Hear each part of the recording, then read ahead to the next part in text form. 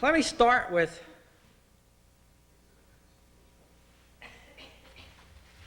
something that is a poem about poets, about poetry. It's called Money in the Bank, and it's written for a man named Alfred Starr Hamilton. Anybody here ever heard of him? Well, that's more than usually has. How many of you are poets? How many of you are poets but won't admit it in public? Money in the Bank. 61 years of your life are gone, and I have never heard of you until today.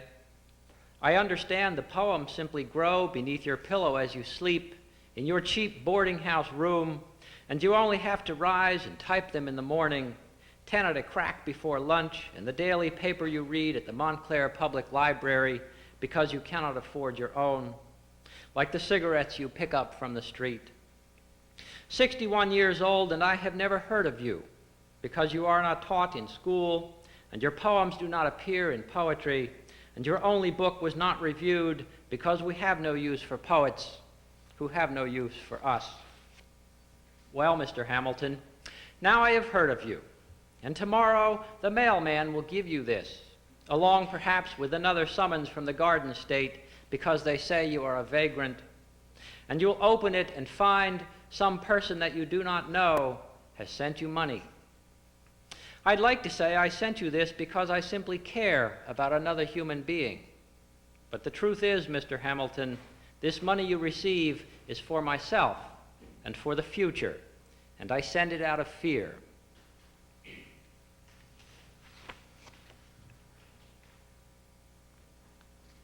I gather I was, as usual, and justifiably so, advertised as that Vietnam guy. So I expect that some of you at least are expecting to hear some poems that have to do with that. And I will get to those. In fact, maybe I'll get to one now. This is the longest poem I ever wrote. It runs 110 lines, and I wrote it when I was teaching undergraduate composition at the University of Illinois, and I had 50 compositions to grade, and I spent the day instead writing this poem, and I think the more that I thought about the compositions, the longer the poem got. And the next day I went into class, and the students were expecting their papers, and instead of their papers I read this poem to them, and I think it was the least impressed audience I've ever read this poem to. It's called A Confirmation, and it's written for a man named Jerry Gaffney, who was, the poem, make obvious, was a friend of mine. Solemn Douglas firs stride slowly down steep hills to drink the waters of the wild upper Umpqua. In a small clearing in the small carved ravine of a feeder stream we camp, pitching our tent in the perfect stillness of the shadows of the Klamath Indians. Far off, almost in a dream, the logging trucks growl west down through the mountains toward the mills in Roseburg. I hold the stakes, you hammer, watch the fingers, both laughing.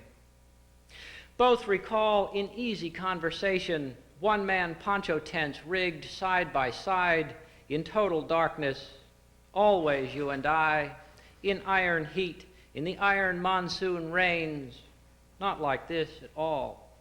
And yet, though years have passed and we are older by a lifetime, a simple slip of thought, a pause, and here, nothing's changed.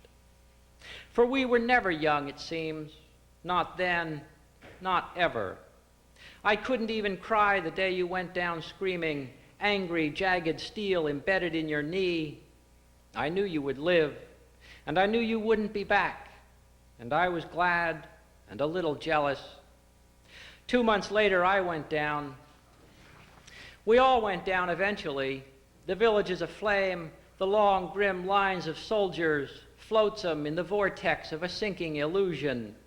Goodbye, Ginny. Goodbye, John Kennedy. Goodbye, Tom Paine and high school history.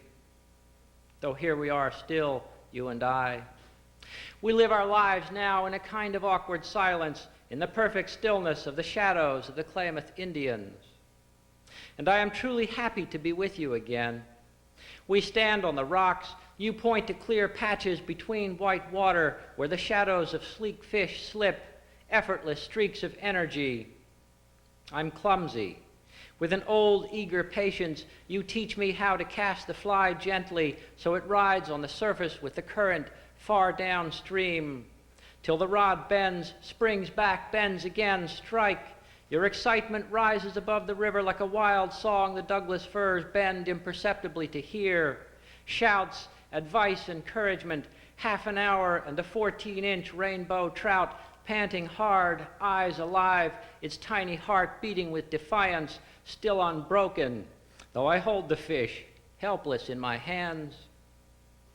I throw the fish back in the awkward silence, and you slip your arm around my shoulders gently for a moment, knowing why. Later we eat from cans, the rainbow flashing in the fire, reflecting in our eyes, alive. Familiar gestures, fingers burned by hot tin lids, a mild curse, quiet laughter, swish of a knife blade plunging idly deep into damp earth. You ask, do I remember the little shy flower who always wore a white owl's eye? And I smile across the flames as the river tumbles through the darkness toward the sea that laps the shores of Asia. The wind moves through the Douglas firs, and in the perfect stillness of the shadows of the Klamath Indians, we test our bonds and find them, after all these years, still sound, knowing in the awkward silence we will always share something worth clinging to out of the permanent past of stillborn dreams, the ancient implacable wisdom of ignorance shattered forever, a new reverence we were never taught by anyone we believed, frail hope we gave each other, communion made holy by our shame. You've found religion since then, a wife and 2 children. I write poems you admire, the knees still stiff like an old high school football wound, and I have trouble hearing. We are both tired, but reluctant to sleep. Both understand we will never see each other again. Once is enough. The logging trucks have long since left the mountains in peace. In the perfect stillness, we can almost hear the solemn Douglas firs drinking the waters of the wild upper Umpqua we have come so far to worship. Together now, in this small circle of light, we bow our hearts to the shadows of the Klamath Indians, now and always in our need.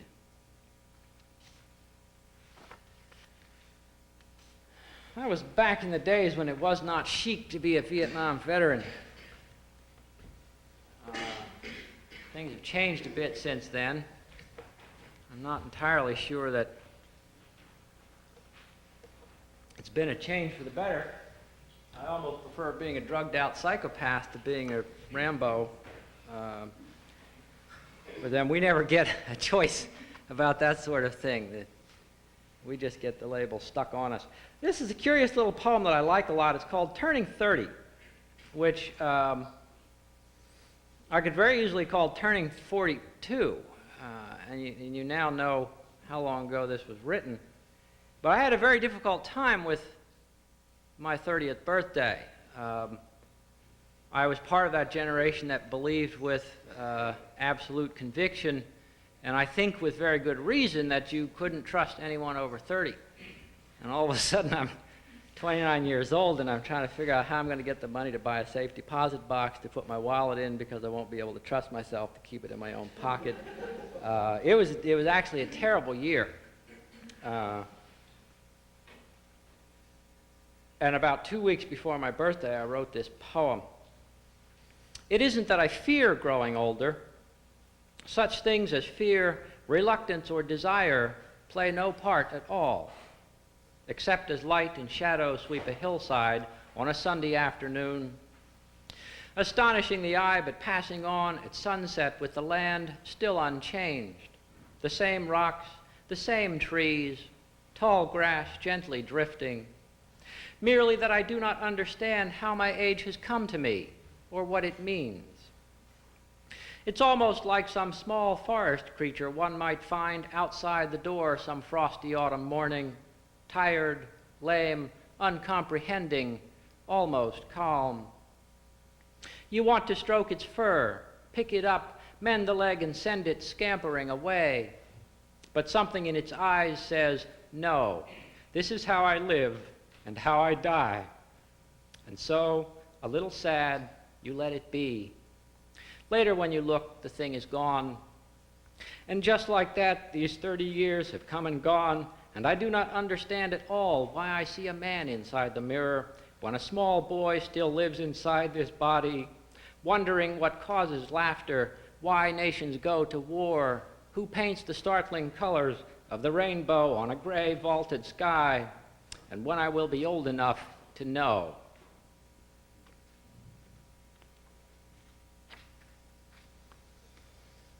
I don't want to spend too much time reading older stuff, but it's actually sort of fun to look at these and realize how many of them I still like. I'll read this one. This is called Last of the Hard-Hearted Ladies. It's a poem from my grandmother. I was always afraid of you. Other grandmothers lovingly baked pies for grandchildren. You kicked my ass for leaving socks on the floor. Made no sense.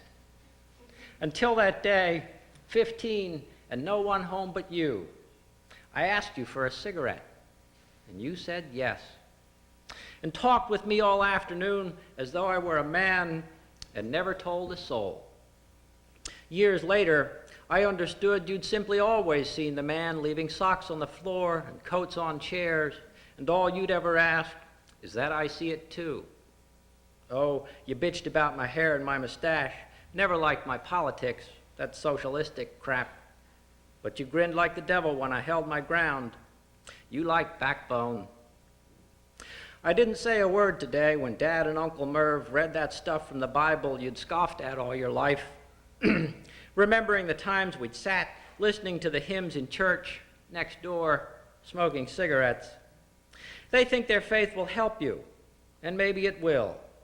And anyway, it can't hurt, and the grief at least is real. So don't be angry with me, Grandma. If I'd had it our way, I'd have lit up another cigarette and passed it to you.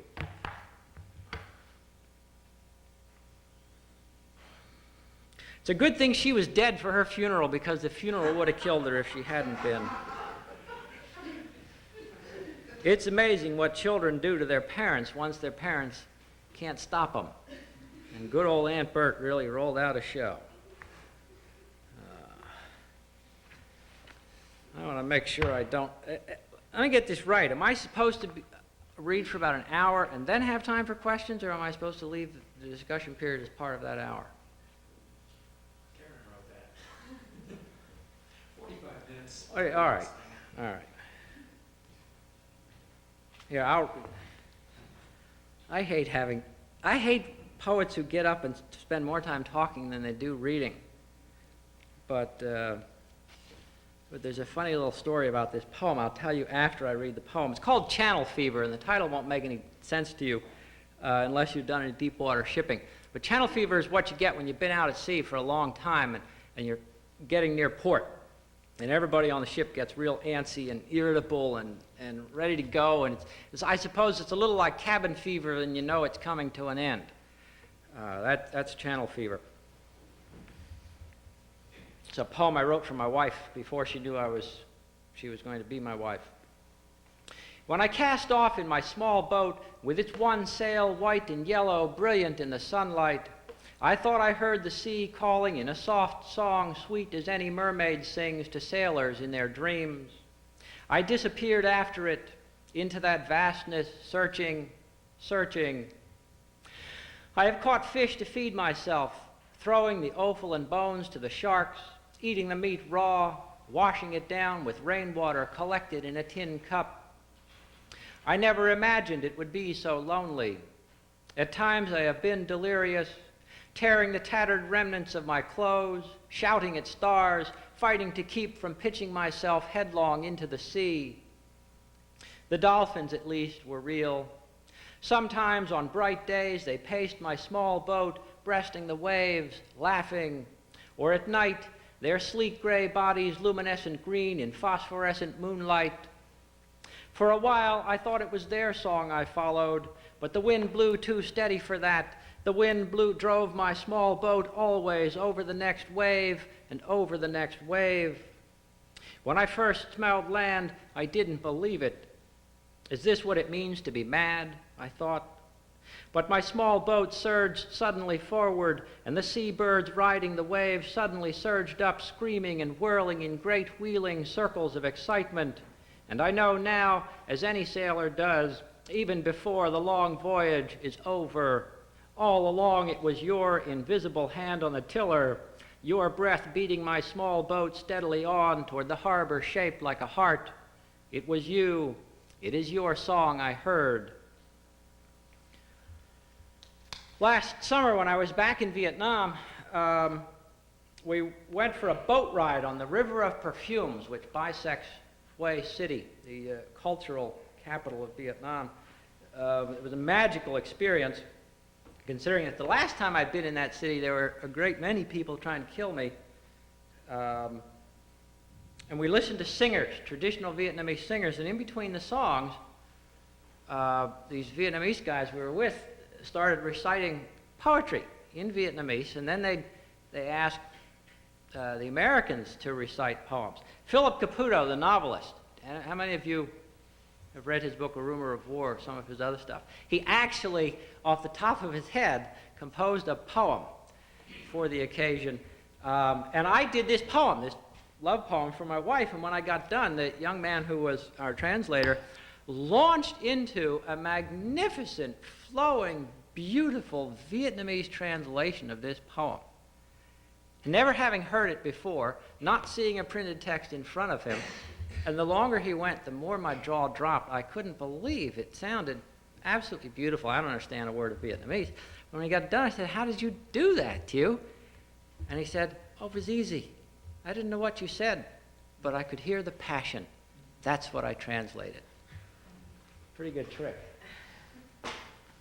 I'd give anything to be able to get a retranslation of what he actually told them. This is called New Jersey Pine Barrens. Any of you ever been down to the Pineys in South Jersey? It's a real wilderness right in the middle of the Northeast Corridor, at least for now. It gets smaller every year. When I first met my wife, she was teaching middle school, and she took a bunch of the Munchkins into the woods on a camping trip for several days, and I had the choice of going into the wilderness with the Munchkins or sleeping alone for 3 nights. So I reluctantly went off into the wilderness, but now I don't feel so bad because I came away with this poem. 60 miles away in New York City, herds of cars stampede down avenues, animated lumps of steel and fumes. 30 miles away in Philadelphia, a mugger steals a purse in broad daylight from a screaming old woman on Broad Street. Here, I wake to whippoorwills and bullfrogs. Swamp cedar, scrub oak, stunted maple whisper as I ready the canoes beside the beaver dam on Batstow River. The children on the school camping trip are still asleep. A beaver tail slaps.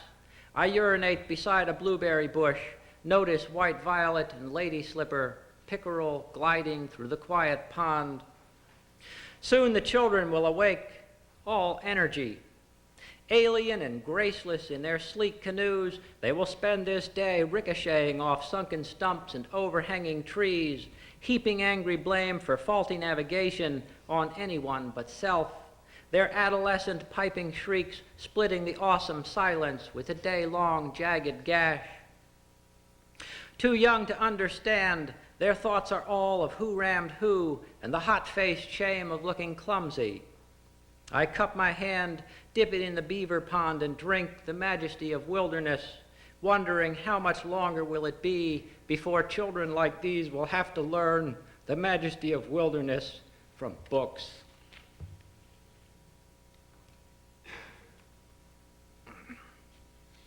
Well, the last line of that got lost, didn't it?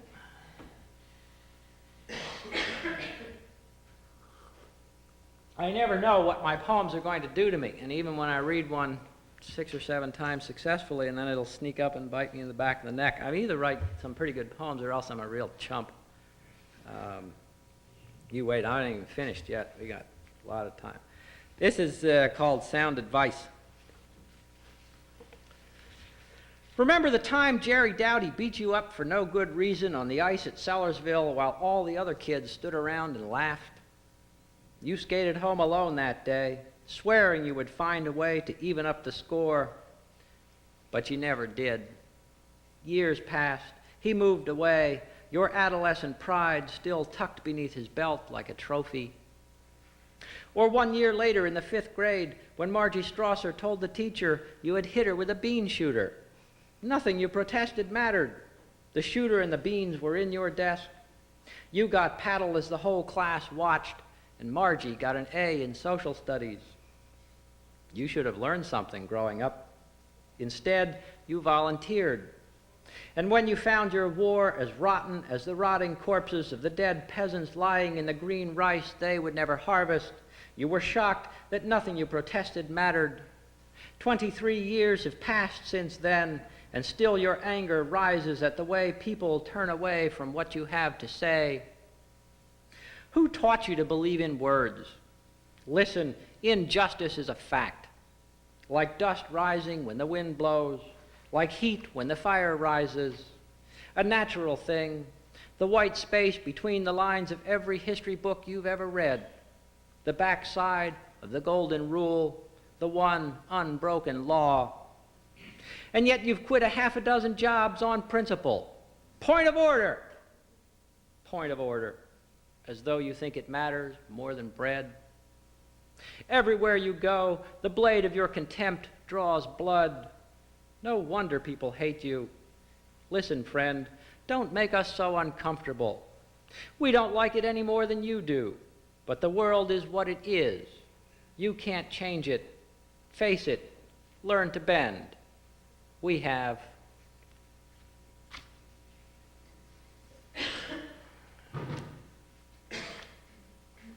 Oh, I like this one.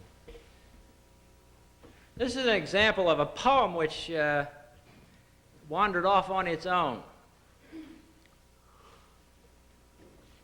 It began as a love poem for my wife, and you will see vestiges of that in the first stanza. There's an epigraph to this poem taken from Article 1, Section 8, Paragraph 1 of the United States Constitution. You're all familiar with that? Let me refresh your memory. This is why you pay your taxes every April 15th. The Congress shall have power to lay and collect taxes to provide for the common defense and general welfare of the United States. It's a poem called Responsibility. The sun taps on the kitchen table. Coffee boils.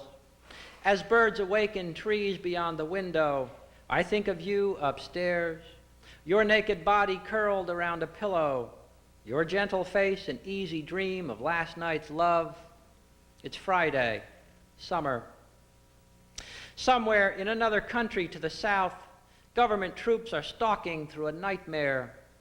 A naked body in the dusty street behind them sprawls in rubbish, and a woman in a house with the door kicked in pounds fists on empty walls. There, the news is always bad, the soldiers always armed, the people always waiting for the sound of boots splintering wood. What if you and I were rent from sleep by soldiers, and they dragged me out and shot me? Just like that. Just the way it happens every day. The life we share, all the years ahead we savor, like the rich taste of good imported coffee, vanished in a single bloody hole between the eyes. Would you fix the door and go on living? Or would the soldiers rape and shoot you too? Idle thoughts. Things like that don't happen in America. The sun climbs, the coffee's gone, time to leave for work. Friday, payday, security. Money in my pocket for the weekend, money for my government, money for the soldiers of El Salvador, 200 bullets to the box.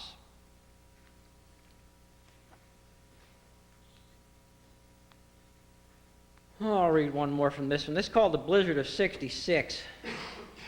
I don't suppose it really matters, but I graduated from high school in June of '66, went into the Marines, went through various kinds of training, and came home at Christmas of '66 before leaving for Vietnam. My high school sweetheart was a year behind me in school. Snow came early here and hard, roads treacherous, wires down. School authorities should have canceled the annual high school Christmas dance. 2 couples died on the way home. Tragedy, the local papers declared, but the snow kept falling. Somewhere in a folder in a file is a photograph of me in a uniform, one striped for PFC, girl in a yellow gown. I took her home through the falling snow, kissed goodnight, and left for Asia. All through that long year, snow fell and fell on the green rice, on gray buffalo, thatched huts, green patrols, and the mounting yellow dead. Randy, class of '65, died in terminal cold in the Mekong Delta. Kenny, class of '66, died in a blizzard of lead in the Central Highlands. I came home with permanent chills, the yellow nameless dead of Asia crammed into my sea bag, and all of us looking for a reason.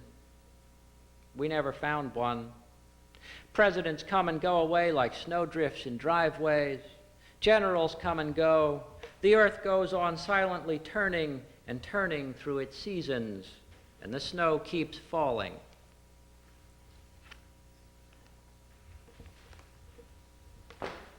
All right. Now I'll read the stuff I like. Now I'll read the new stuff. This is all, I wish I had it here. I'd love to sell it to you. This is all from a book called Just for Laughs that will be available in about 5 weeks. It is being typeset now.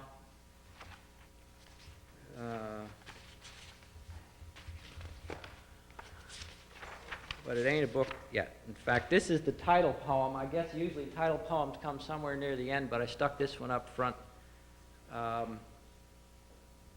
And there's a couple of other poems I might have used for the title poem, but you wait till you see the cover illustration for this thing. It's absolutely terrific. It's a painting. It's a watercolor and pencil painting of an Asian woman with 2 small children, one of whom is nursing. And the juxtaposition of that painting, which will be reproduced on the cover in color, and the title was just more than I could resist. So this is Just for Laughs. When I was 10, I thought that I would live forever. I could kill whatever I pleased. I was all that mattered. How else can one explain the firecrackers stuffed down throats of frogs and lit hop, hop, boom? A lot of laughs. Once we found a plump snake sunning itself beside the creek. Sluggish in the early morning chill, it only raised its head and turned 2 diamond black eyes to see 4 small boys with sticks. It didn't understand until we started beating on its flanks that we were dangerous and it was trapped. Our sticks were too light, and we too timid to inflict anything but fury, so we started throwing stones. Small gashes ripped that snake's fat, thrashing sides until it finally tired, though it couldn't run and wouldn't die. It only lay there heaving as the stones fell faster, till a miracle of birth began so strangely even we were brought up short and stood there for a moment dumbly watching. Out of those gashes crawled a dozen baby water snakes, a dozen more, small wriggling slivers of their mother's flesh. Some were bleeding, some had broken backs and dragged limp tails sideways through the dust. Premature, even the ones uninjured that we carried home and put in jars, all died. But it didn't matter. We had frogs and painted turtles, salamanders and a praying mantis. Years later, I volunteered for war, still oblivious to what I'd done, or what I was about to do, or why.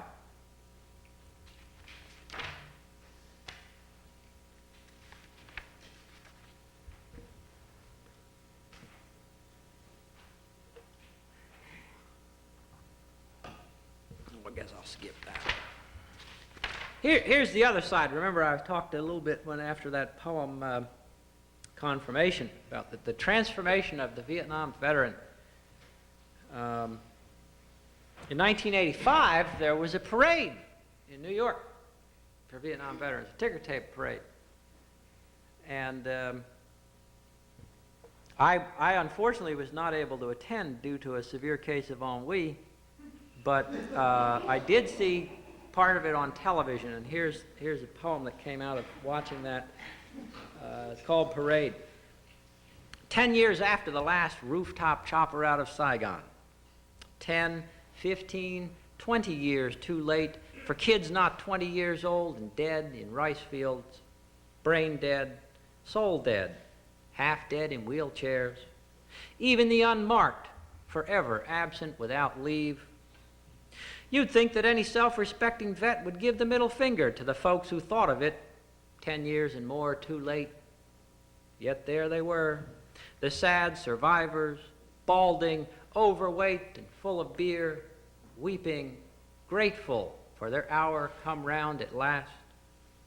I saw one man in camouflage utilities, a boy, his son, dressed like Dad, both proudly marching. How many wounded generations, touched with fire, have offered up their children to the gods of fire? Even now, new flames are burning, and the gods of fire call for more, and the new recruits keep coming. What fire will burn that small boy marching with his father? What parade will heal his father's wounds?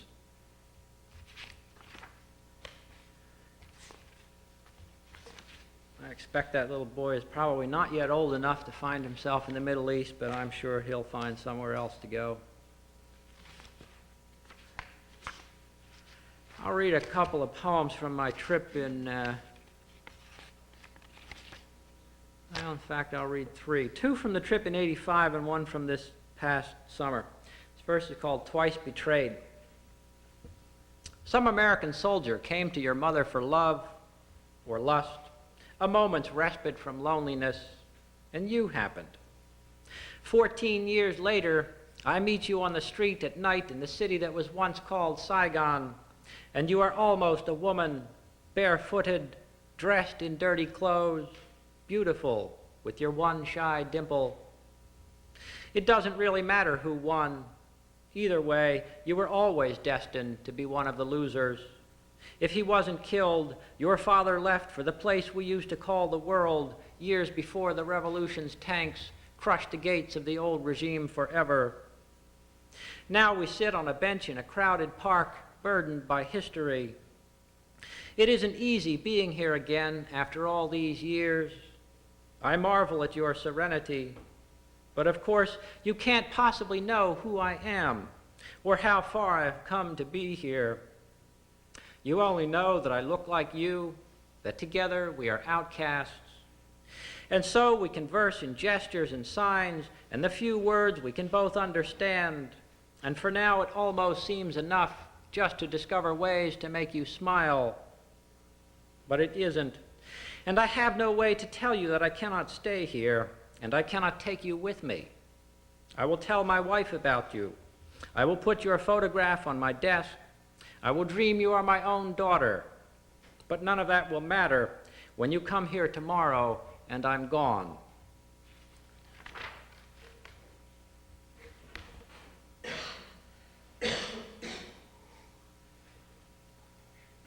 It's called Second Thoughts. Oh, the hell with explanations. Lua Moi is Vietnamese rice vodka. And if you don't know, the reference to Hue City Tet 1968 for younger people, and there was a big battle there during the war. You watch with admiration as I roll a cigarette from papers and tobacco. Hanoi, the Rising Dragon, 1985. You can't do what I can do because it takes two hands, and you have only one. The other lost years ago somewhere near Laos. I roll another one for you. You smile, then shrug, as if deformity from war were just a minor inconvenience. Together we discover what we share. Hue City, Tet, 1968. Sipping Luamoy, we walk again familiar ground when you were whole, and I was whole, and everything around us lay in ruins, dead or burning. But not us, not you or I. We're partners in that ugly dance of men who do the killing and the dying and survive. Now you run a factory. I teach and write. You lost your arm, but have no second thoughts about the war you fought. I lost a piece of my humanity, its absence heavy as a severed arm. But there I go again. Those second thoughts I carry always like an empty sleeve when you are happy just to share a cigarette and Luamoy, the simple joy of being with an old friend. And this is from the trip this summer. And I'm writing in this poem about Hue City, called Who Did What to Whom? Because this street was washed with fire, because I nearly drowned in fire, I have come here again to sift the ashes. How did I ever find myself stumbling through Asia, dropping lighted matches like a fool? Okay, fool, you want some trouble? And they lit me up but good. I have walked this street each day ever since. Each day the fire startles. Boys beside me go down screaming, or in silence rise like smoke. And I can't find a reason that doesn't leave me burning. But there are no ashes here, nothing I can touch. Just some buildings I recall, just the ghosts of soldiers. These people don't remember me. Curious, they only smile and stare. Whatever might have hurt me here is far away in quiet rooms, poring over maps and plotting fire.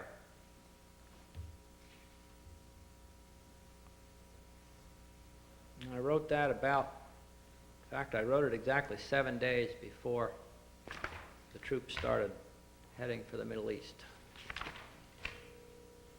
So we can keep buying cheap gas. I don't know about you, but I don't want my children to die for cheap gas. Oh, no, there I go. I'm editorializing. Sorry, I'll stick to poetry. In fact, I'm going to change gears here. This is called The Origins of Passion. And I'll tell you this before I read it. I've been sending my drafts of my poems to my college roommate for almost 20 years now. And when I sent Don this poem, he sent it back to me with a note saying, Billy, if you ever publish this, you will regret it. And I went, whoa. You know, I turned it over to see if there was something I had missed. Here's the poem. I am 8 years old and naked in my mother's bedroom.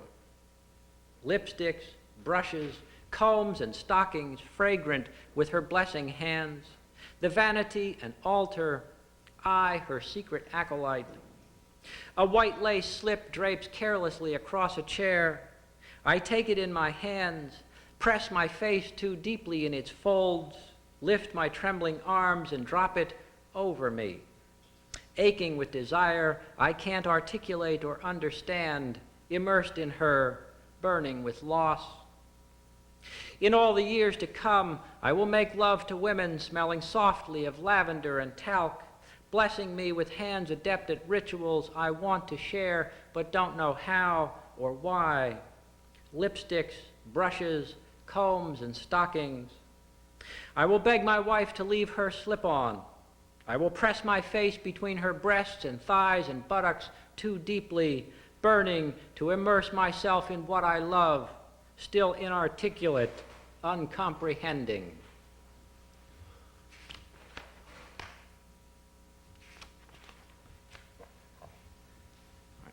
Yeah, give me your advice. There's still time to pull this poem out of this book.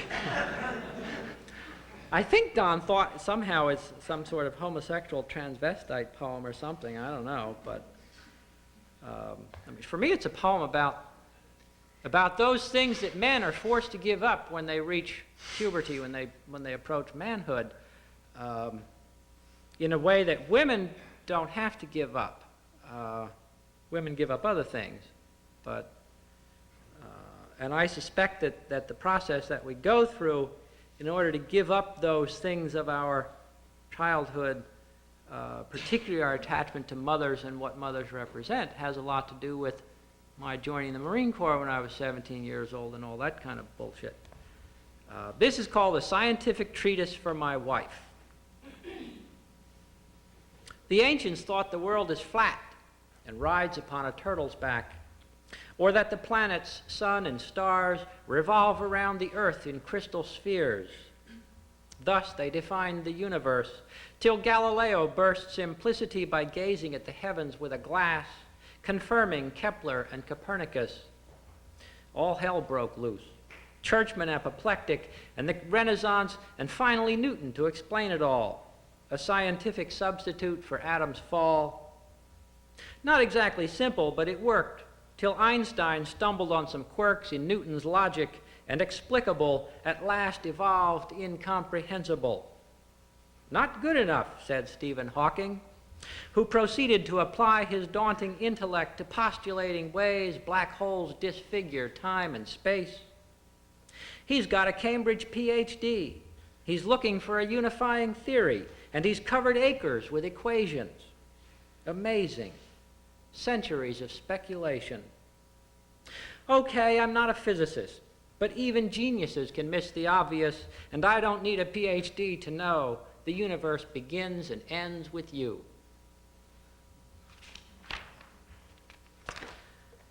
It's one of my more lighthearted poems, or at least it's supposed to be. You've probably noticed by now that a lot of my poems are kind of serious. Oh, goodness. Oh, goodness is right. I'm running out of time here, and I've still got... Well, that's life. All right, I'll let that go then for now and get on to a couple of others. I'll read another poet poem. No, I'll read the most obscure poem I ever wrote, and then I'll read a poet poem. Most of my stuff, as you can see, is pretty... It doesn't take a lot of thought to figure out what I'm trying to say. It may be why I have such an aversion to T.S. Eliot. We were talking about this at supper tonight. But I like this poem anyway. It's called Love in an Evil Time, and it's written for a woman named Diana Bedell. There was a woman I knew. There was a candle, an altar, a window, soft curves and shadows. Miracles stirred in her eyes, that she could raise the dead, that she could see through the darkness, that I could fall into those eyes and just keep falling forever. I hadn't known the gun was loaded. I hadn't known how far I was from home. I didn't believe I deserved it. I didn't know what to do. Trees lifted the moon into the sky. In the moonlight, ordinary men tore flesh from a broken corpse. They grinned like dogs at a banquet. No one explained this to me. The woman sat beside me, singing of tea and oranges. I wanted to slide into her. I wanted her to kiss my wounds. She kissed me on the mouth, then blew the candle out and left without another word. Somebody cried, but it wasn't me. Somebody burned the trees and the moon. Somebody died of a dirty needle. The dogs left nothing but bones.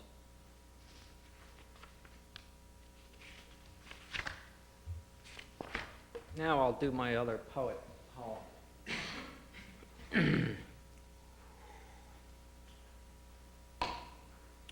Written for a friend of mine. It's called The Poet as Athlete. One look at him induces adjectives. Gargantuan, Brobdingnagian, humongous. What manatees might look like if they put on clothes. Somewhere under all that vast expanse like open ocean must be something solid, but no imagination could be vast enough to conjure even flaccid muscles, bones like coral atolls in that briny rolling sea. Against the tide of gravity, he struggles to the podium like someone swimming, takes a drink of water, and begins. A poem about the powerful intoxication of his first car. A poem about the expectation of a first teenage love. A poem about a son he doesn't have. Surely he must know what we are thinking. Surely he must swim through every day against a tide of gravity and ridicule. But in a sure voice, steady as the tides, he draws us to the heart of what we share. Not one word about his own affliction. Consider poetry. How good poems offer us the world with eyes renewed. Now see the swimmer I am watching, all discipline, all muscle, lean and hard.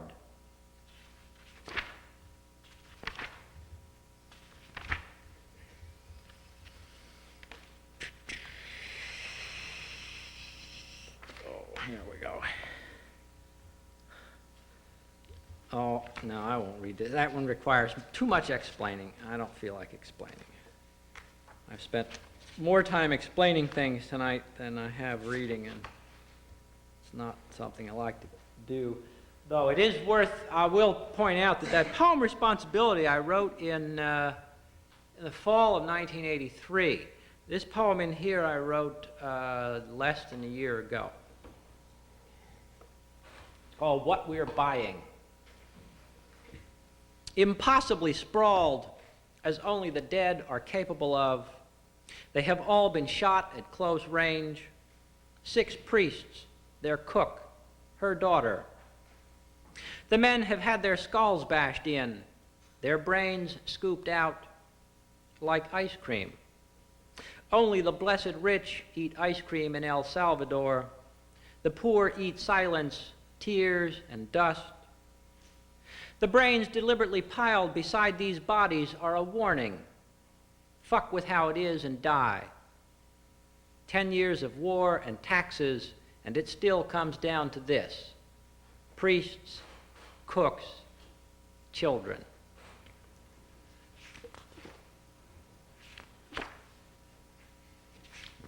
Here, the Senate voted last week to cut aid to El Salvador by 50%, which means that if this actually becomes law, they'll only be sending $750,000 a day to El Salvador. $750,000 a day, and that's a 50% cut.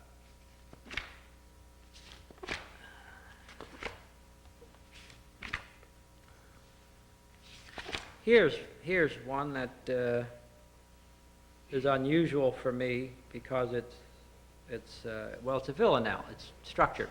It's called The Way Light Bends. A kind of blindness, that's what's needed now. Better not to know. Better to notice the way light bends through trees in winter dusk. What, after all, does knowledge bring? Cold rage, the magnitude of history, despair.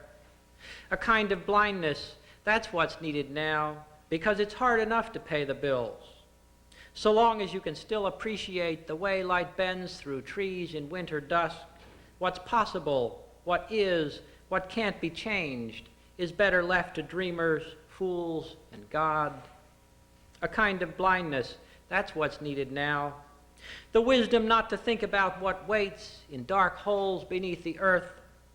Marvel at the way light bends through trees in winter dusk, and don't imagine how the light will bend the way light bends through trees in winter dusk and burst forever when the missiles fly. A kind of blindness, that's what's needed now.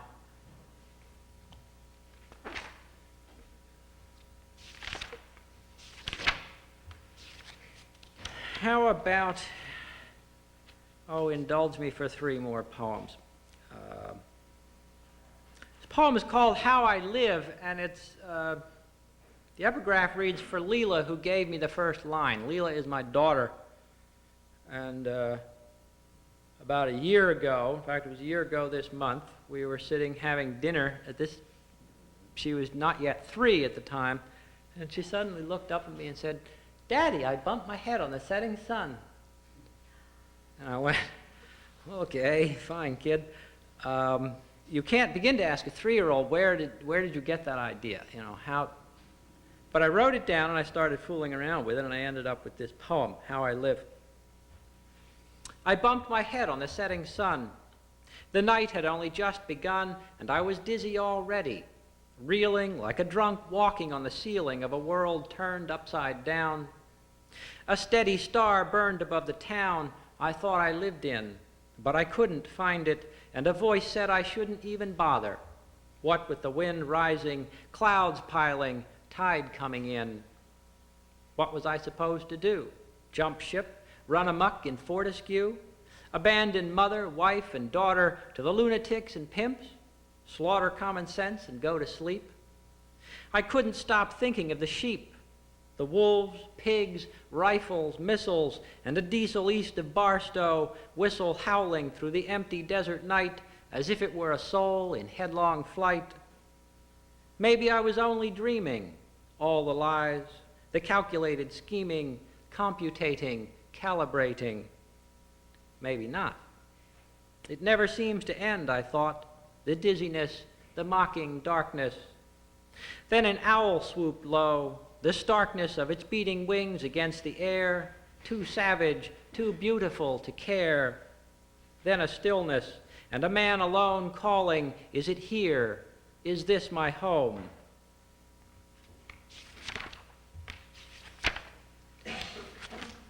Did I say 3 more? Are you going to hold me to it? You can, but I have a funny poem I'll read you. No, I said 3 more, didn't I? Okay. I'll include that as one of the 3, and I won't read this one, which I might not get through anyway.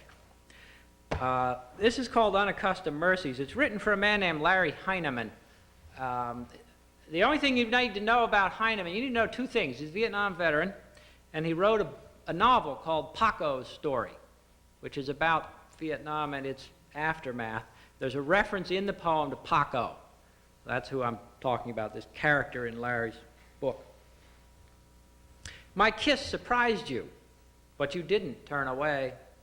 No, you remember it still, smiling, feeling a living warmth against your neck, even now. After your reading about the war, it was only a way of saying thanks for surviving, for writing, your murderous humor slicing the sinew of what men do to be men to the white, bleeding bone. So many go stumping about, lost in alcohol, lost in their worst nightmares, missing an arm, a leg, unable to find a way out of the past, angrily vacant, calling themselves men. Someone ought to kiss them too. Someone ought to have kissed them years ago, before the war, before their first football game, before the last time they saw their fathers naked. Think of it, all that steel, the hatred, the generations consumed for want of unaccustomed mercies men might receive if only they knew how. What shall we give our children? Paco's company blown to jungle junk by our own obsessions, or a graceless kiss, my weaponless hands, your smile? And I'll finish with the trouble with poets. So after I had read my poems, the man who'd promised $200 payable the night of the poetry reading gave me this soft shoe song and dance shuffle about hard times in Poetryville and a guy named Dwight who'd split for D.C. on short notice. And the short of it was, I only got $85. If you owe the bank $200 and you only pay them $85, 2 guys in trench coats and dark glasses come and take your car away. But I'm not the bank, and this was only a bar in South Philly. I was just about to go away angry when a guy at the bar called me over. "Hey, listen, Mac," he said. "People get messed with and shortchanged and fucked over, glad-handed, backhanded, brass-knuckled, bludgeoned, bullied, beat up, and knocked down day in and day out all over the world. That's life, Mac. That's the trouble with poets. You guys refuse to believe it. Thank you for your indulgence.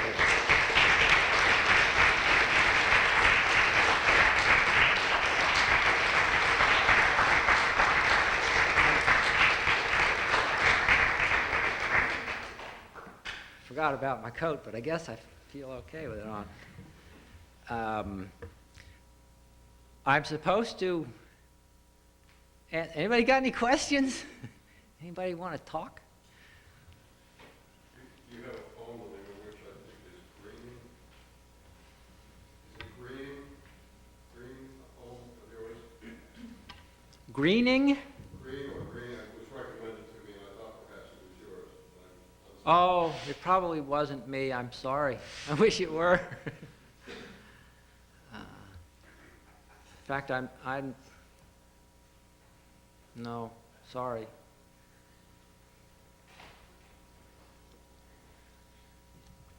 Well, I guess that about. Wait, we've got one back here.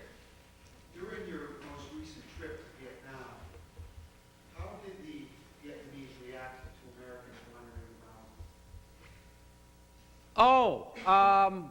Well, I actually got less chance to wander this time than I did in '85 because we had to do a whole lot more official stuff this time. I went with 5 other writers, Caputo and Heinemann and Bruce Weigel and Yusuf Komunyakaa, poets, real good poets, and Larry Rotman. And they kept making us do all this official stuff, so we didn't get a whole lot of hangout time. But when we did, and this was certainly true in '85, where we had a lot more time to ourselves, people were fine. They were curious. They don't see Westerners all that often, especially in the North. Up in Hanoi, they've almost never see Americans. But there was no. I was not uncomfortable at all. I was never made to feel uncomfortable. People were in the North tended to be more reserved. They'd sort of stare at you and giggle and stuff. In the South, they're a little brassier because they spent 20 years hanging around Americans. And in the South, in Saigon in particular, the problems I had were with cyclo drivers, many of whom are ex-ARVN soldiers from the South who fought against the communists. And as soon as they realize you're Americans, they want to tell you their long, sad story, and undoubtedly they're true stories about being in re-education camps and losing their businesses and stuff like that. But what I found so pathetic was that they still, in 1985, these guys were still waiting for the Americans to save them, as though there's something I could do to help them. I mean, even if I wanted to, there's nothing I could do. In fact, I would want to. If I could get them all out, fine. I think one of the many terrible things that came out of the Vietnam War was the fact that the American government got out of Vietnam. Nguyen Van Thieu with his plane load of gold bullion, and Nguyen Cao Ky and Nguyen Ngoc Loan, the police chief of Saigon, and all these basically corrupt drug lord, leech, mafia scum, and left behind the lieutenants and the majors and the secretaries in the embassy, and just let those people hang out to get their asses sliced off. But I felt uncomfortable around them. I never felt uncomfortable around people who had fought against me. They won. They can afford to be generous. And in a lot of ways, it was like with that one-armed soldier who had been a North Vietnamese soldier, and we had fought against each other. Theoretically possible that we traded shots at each other. And he was as magnanimous as could be. In fact, when we left that evening, we got pretty drunk. And as we were leaving, he put his one good arm around me, and he said to me, "I'm glad you weren't killed." And my knees almost buckled. I could have started crying, because he really meant it. It was clear that he meant it. I was talking about this at dinner. The war's behind them. It's history for them. They're not fighting and refighting. They're busy. They got a country to rebuild. History, among the group of writers that you were with, did you ever discuss the Geneva Agreement of 1954? Or was it that ever a topic? Have you ever read the Geneva Agreement? Which was... I have not actually read the entire Geneva Agreements of 1954. I 67. But I was almost drafted, and I happened to be in college before I could be drafted, so the deferment kept me away from it. but I've However, I started to read about it, and that document, which was the document to disengage the French forces from Vietnam and to set up a scenario to unite the two zones, there were never two countries. right. And so, talking about international law, it's a big topic these days. But looking at the history of Vietnam, there was a mechanism to end the fighting and allow Vietnam to evolve as an independent country. However, it was circumvented by the United States. Yes. And what I'm concerned about, I really think your poetry is very valuable. It's impossible to In get the this sense that it does give people an idea of what happened to individuals. The experience of it is very important to convey that to the next generation. But the point I'm getting at or asking is, it seems that the United States, in retrospect, it violated international law by supporting the South when there was a mechanism under an international agreement to allow Vietnam to have an election and evolve as an independent nation. Oh, sure. But the thing you have to remember about international law is that it's a fiction. All sovereign states obey international law only when they perceive it to be in their interests, and otherwise they do not. The most recent example is, President Bush and his pals are very upset that Saddam Hussein has flagrantly violated international law and invaded Kuwait, which in fact Saddam Hussein has done. But in 1980, when Saddam Hussein did exactly the same thing to Iran, no one said a peep. In fact, we all sort of cheered because the Iranians were holding our hostages, and it was kind of convenient to have Saddam Hussein screw up Iran. We regularly take things to the World Court, but in 1984, when the Nicaraguan government went to the World Court complaining about the Contra War and various other illegal activities that the United States was engaged in, and the World Court, in fact, ruled in favor of Nicaragua, and President Reagan said, "We don't care. We're not going to recognize your sovereignty." Meanwhile, we are working through the same international court in The Hague to still settle claims from Iran in 1979 and 1980. That's what countries do. I mean, I've gotten horribly, cripplingly cynical about all of that stuff. If you believe anything that anybody in Washington, D.C. says, I personally think you're a fool. And the same goes for anything that anybody says coming out of London or Pretoria, or, these people are congenital liars. That's how they got to be where they are. Now, I realize I'm expressing a fairly stern opinion here, and it's opinion, it's not fact, though you can't get me to believe that. But that's, sure, we violated international law. We violated international law in 1946. It was American troop ships that took the French Foreign Legion back to Vietnam. The four, what were they called? The Atlantic Charter that Churchill and Roosevelt signed. Hell, the Treaty of Versailles. Wilson's 19 points for ending, or 14 points for ending the First World War. Self-determination for all nations and people. And the same thing is incorporated into the Atlantic Charter, 1940. And yet, Vietnam didn't get anything out of either of those things. It's just the one thing I really have a deep and abiding distaste, disgust for Henry Kissinger, but the one thing he's right about in all of his life is that the world revolves around realpolitik. You know, sovereign states do what they need to do in order to gain advantage. Very often they act against their own self-interest, but they don't realize that. They're always acting in what they perceive to be their self-interest. And you know, I hope my poetry makes some small difference. We were talking about that at dinner tonight too, and I'm frankly feeling pretty damn discouraged. After 10 years of Reagan and the invasion of Panama, and now you got 250,000 Americans sitting there in the desert going to die so that we can all drive our cars to the mall on Saturday night.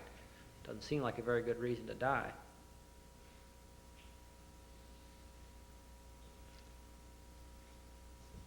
What does this have to do with poetry, you ask?